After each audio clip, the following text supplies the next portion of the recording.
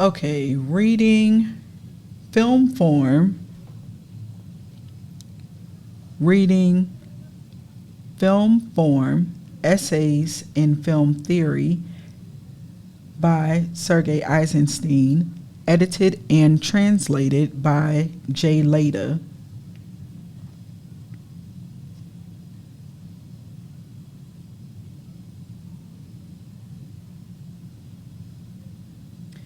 Introduction.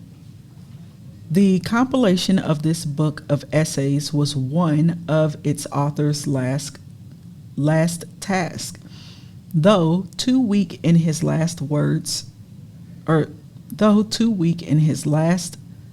2 years of life to resume film work, Eisenstein was too strong to relax his theoretical activity. His fatal attack on the night of February 10, 1948, interrupted him at work. When he was found the next morning, before him were his last words, an unfinished essay on color, its use in the unfinished Ivan the Terrible. It is precisely because he was so far from being finished as filmmaker or theoretician that we feel his loss so deeply. A great artist leaves his work behind him, but a contemplation of Eisenstein's completed work does little to ease the shock of his death. For all these films pointed to further work in which his heroic and tireless expansion of the film medium would push beyond all the limits that lesser artists have set around it. Each step forward by Eisenstein promised 100 following unexpected steps, and death at the age of 49 leaves many steps untaken. As a great teacher, he left an even richer heritage. From his students and the large body of his theory, we can expect further fruit, even beyond our generation. It was said of Bach, quote, "Only he who knows much can teach much," end quote. And we can be eternally grateful that Eisenstein's immense knowledge was poured not only into 6 finished films, but also directly and indirectly into an incalculable number of pupils, a steady source for his imagination as artist and as teacher. Lay in his consciousness of the artist's real influence in society, the influence to be fully realized only within an equally powerful sense of responsibility to society. This dual pull determined his very decision. In aesthetics, for example, it made him impatient with every lean towards surface naturalism, for he could see the unwillingness, the laziness, ignorance, and often opportunism behind such an evasion of the difficult but central problem. The film artist's job was to learn his principles from a profound investigation of all arts and all levels of life, to measure these principles against an unfaltering understanding of himself. And if he then did anything less than create with bold, living works that moved their audiences to excitement and understanding, he was neither good artist nor positive member of society. In film, with all its easy satisfactions, there was more temptation to skirt this primary issue than in any other art. But once Eisenstein chose cinema as the supremely expressive medium, he undertook the wage upon it as upon a battlefield, a perpetual war against evils of dishonesty, satisfaction, superficiality. He fought with the arrogance of an assured artist. He knew how much we all needed him, whether we admitted it or not. His aim was a poetry possible only to films. His aim was a poetry possible only to films, a realism heightened by all the means in the film artist's power. Though both he and the surrealist would have denied his relation to the term, this was surrealism, but the dynamic aim and accomplishment of Sergei Eisenstein need no category or label. To challenge laziness and naturalism puts the challenger at a disadvantage. It attaches, quote, anti-natural, end quote, labels to the challenger's principles and practice and forces him to prove in works that they can be affective beyond those works whose, quote, simplicity, end quote, is essentially negative. The affective test was passed by each of Eisenstein's films. The principles were stubbornly enunciated in writing that in sheer quantity outdoes the public thinking of any filmmaker. He admitted to being neither a smooth nor a talented writer, and was dependent on the energy of his ideas and the clarity of their expression. He employed circumstantial as well as poetic proof, and he drew on the world for his illustrations.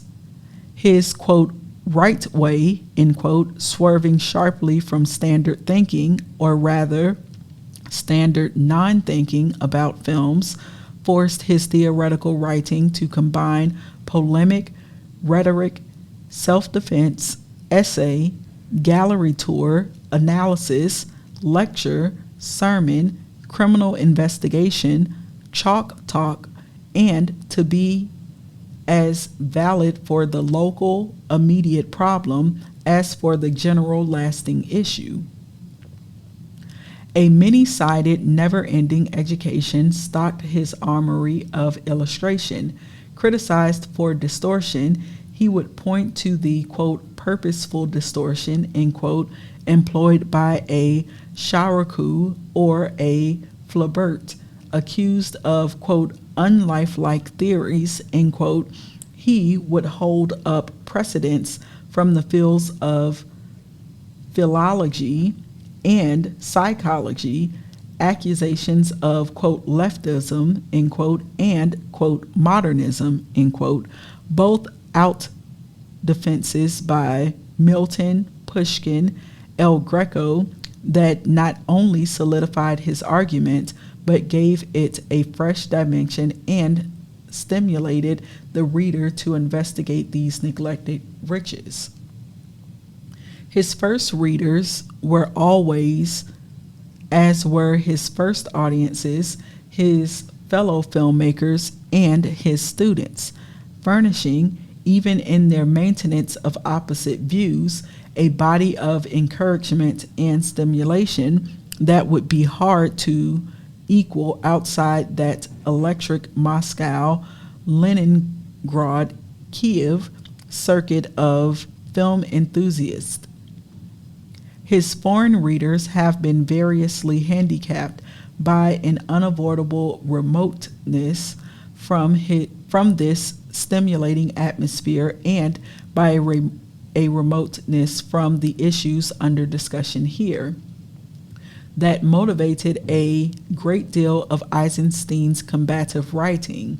But the greatest handicap for his readers and professionally interested spectators abroad was the distortion by misuse, imitation, and misinterpretation of his basic terms and concepts. To read, for example, about, quote, montage, end quote, through the distorting haze of superficiality with which this term has been brought into our studios, has not aided in understanding of Eisenstein's theoretical writing. In recent years, however, general information on Eisenstein's theories has tended to escape these earlier prejudices and apings, and it seems that his films and writings alike will be now examined with more profit in this country than during his lifetime. It is hoped that this second volume of his writing to appear in English will contribute to this profit and comprehension. Of his hundreds of essays, this group was selected to show certain key points in the development of his film theory and, in particular, of his analysis of the film sound medium. Despite this existence of Alexander Nevsky and Ivan the Terrible, the study of Eisenstein's theory usually finds its illustrations in his, quote, silent, end quote, films. This almost makes more poignant the revelation in these essays of his long planning and contemplation of sound as an essential element in his vision of the total film. And he was fully aware of the apparent strangeness that he, quote, should resemble the last to arrive at the wedding, end quote.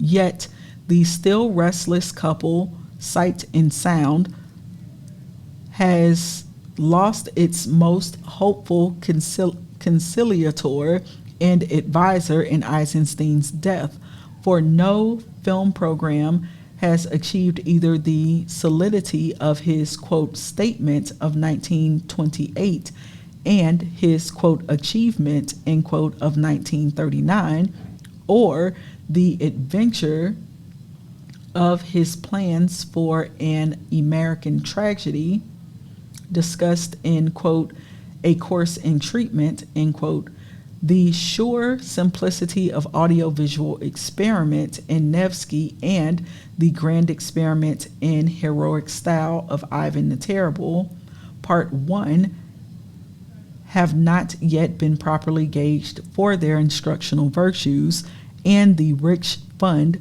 of discussion of the sound film in these essays must be added to the sum of his completed films to gain a rounded view on his intellectually mature grasp of the film medium. Some of these essays have been previously available, sometimes in inadequate English renderings. The relation of the present text to these earlier translations is indicated at the end of the volume. Generous assistance on all levels has been given this book by Esther and Harold Leonard, by Jane and Gordon Williams, by Sergei Bentinson, Richard Collins, Robert Payne, and other friends. John Wing made the new translation from Eisenstein's German manuscript, lent by the Museum of Modern Art Film Library, of, quote, A Dialectic Approach to Film Form, end quote. And the frames chosen by Eisenstein for its illustration were prepared for reproduction here by Irving Lerner. I am particularly grateful to the Honorable Ivor Montagu, whose long association with the personality and ideas of the author produced translations so conscientious and scrupulous that a minimum of adjustment has been necessary in adding them to this collection. The library staffs that contributed their talents so patiently were those of the University of California at Los Angeles, the Los Angeles Public Library, the Beverly Hills Public Library, Columbia University, the Museum of Modern Art, and the American Russian Institute. And I was reading the introduction to Film Form Essays in Film Theory by Sergei Eisenstein, edited and translated by Leyda.